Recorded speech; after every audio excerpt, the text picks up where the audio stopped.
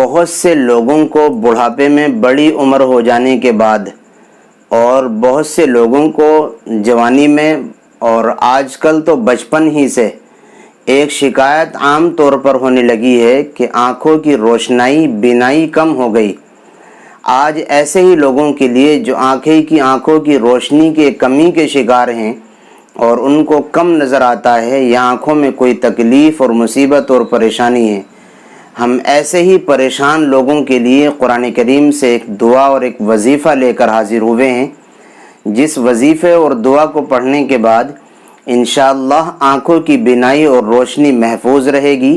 گھٹے گی نہیں، اور اگر گھٹ گئی کسی کی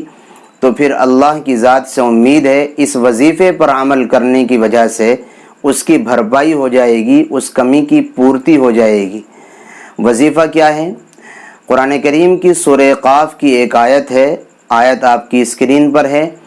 فَكَشَفْنَا عَنْكَ غِطَاءَكَ فَبَصَرُكَ الْيَوْمَ حَدِيدٌ۔ قرآن کریم کی اس آیت کو ہر نماز کے بعد 3 مرتبہ پڑھ کر کے اپنی انگلیوں پر دم کر لے، اور انگلیوں کو دم کرنے کے بعد پھونک مارنے کے بعد ان کو اپنی آنکھوں پر پھیر لے،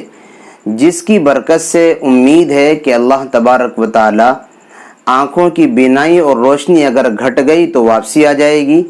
اور اگر نہیں گھٹی ہے تو انشاءاللہ زندگی میں یہ شکایت نہیں ہوگی۔ اس کا آپ اہتمام ابھی سے شروع کر دیں۔